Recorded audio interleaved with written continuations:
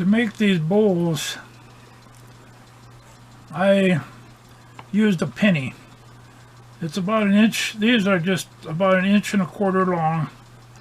And then I put a penny on here and drew the ends.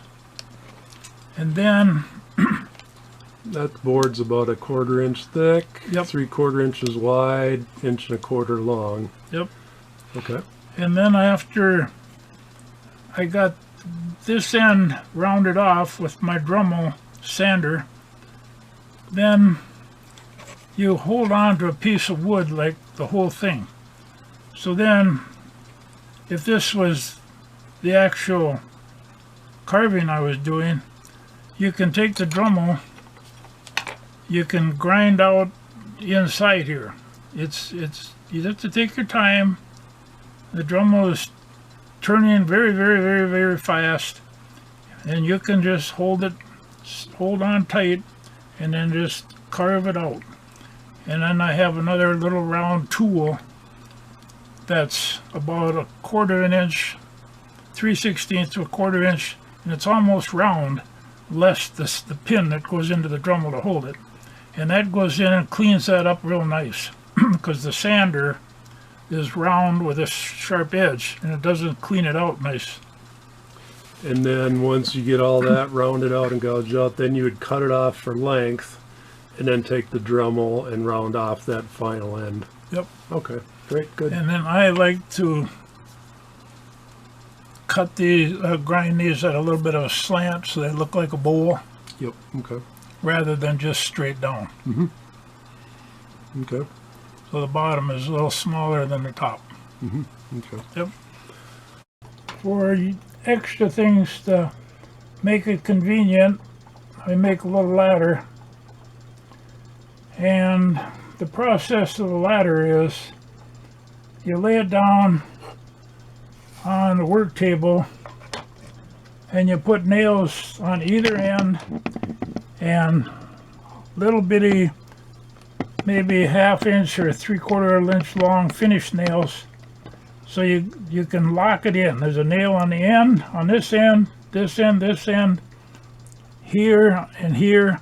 This is all before any of the rungs are put on, so that these are the width you want it, and that this is square. You know the logs are curved, but there is a general look of straightness with a square on here. So you take this and you lay that on there and make that look fairly square. That's what I've done. And then the bottom is usually a little bit wider than the top. I made these 3/4 inch for this scale, for this size of a house, which is about 1 foot high by give or take 10-12 inches wide. And then you glued the rungs on while it's laying down on the bench. Everything gets glued down on the bench with the nails, and then you just measure from the bottom 3/4 inch, make just a really small mark, put on a dab of glue, set the rungs, they call them, or steps, on, and let them dry one by a time, and then measure about 3/4 inch in between each one. You get that done, then you take thread. Now you can use different colors, but we chose to use one other ladder that I built. This one doesn't have the string on yet, and you crisscross it. And you wrap it around, so you've got probably about 8 to 10 wraps crisscrossed around, then tie it in the back. And do that, and that reinforces your ladder so that it can be used to get up onto the, you can use this for a bed or whatever. That's a second floor for the kids. Yep. And then this can be a table. It's maybe a little large for inside, but it can be set out here either way.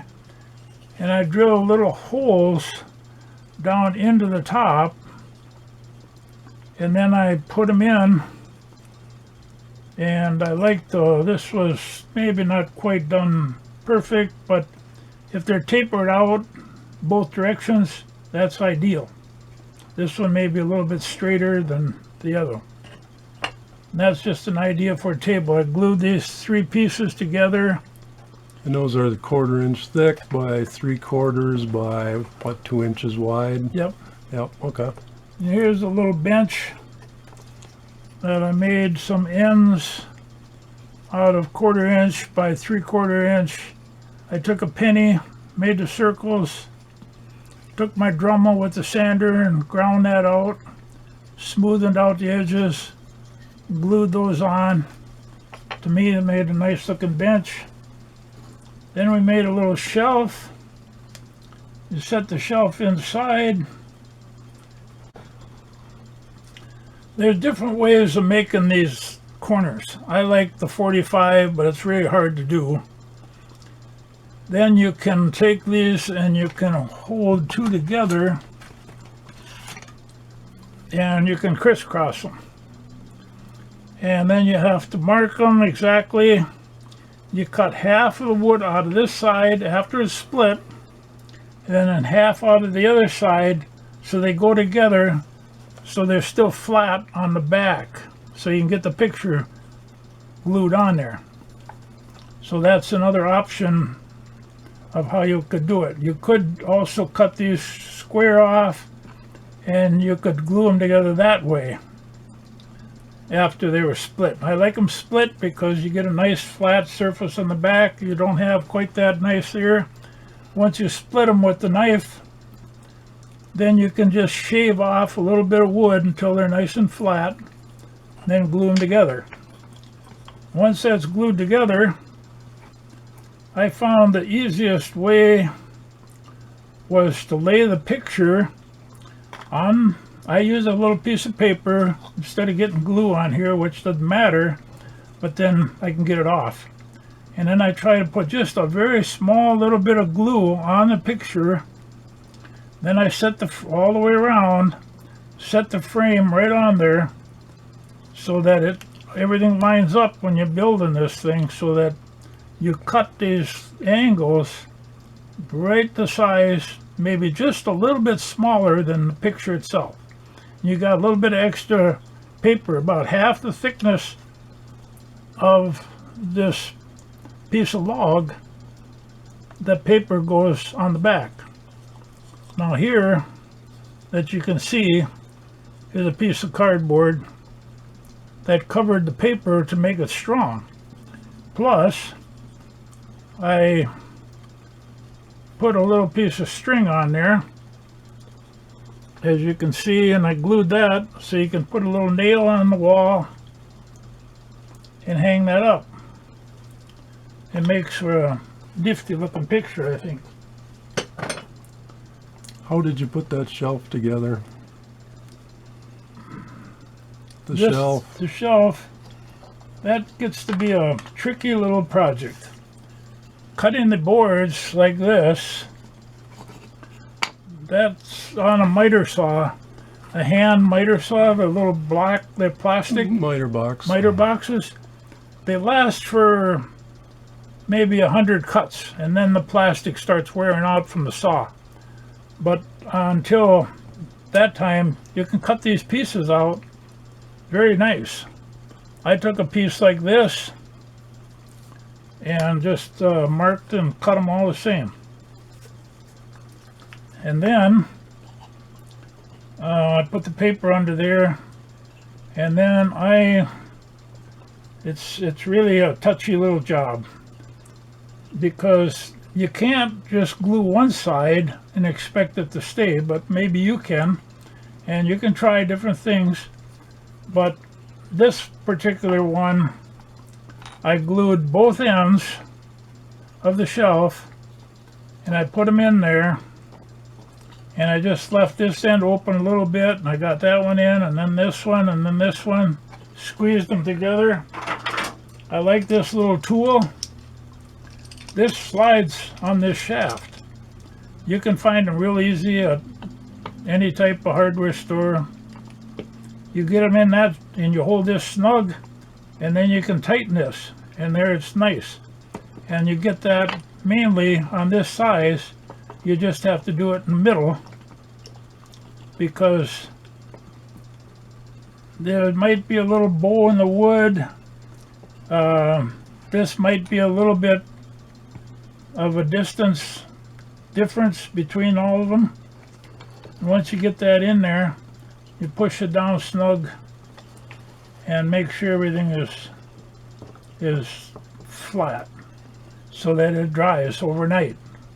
And don't take it off until the next day, because it takes a long time. Even though this is small, the glue starts drying from the outside, and then in the center it takes 12 hours, give or take, for that to dry real hard and sturdy.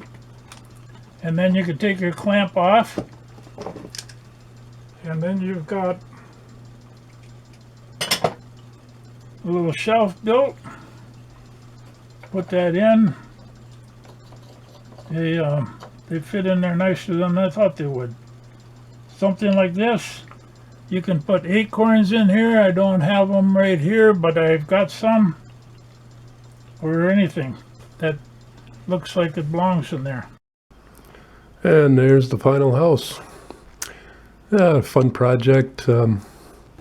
First time either one of us had worked on something like this with the half oak log, and I was really surprised to find that it was. And then here's with the ladder my dad built, and we both worked on the table. He made the little plates, I made the cup. He had cut out that shelf, I had assembled that. And be sure and check out my other videos. Please subscribe, like, share, leave a comment below. Have a great day.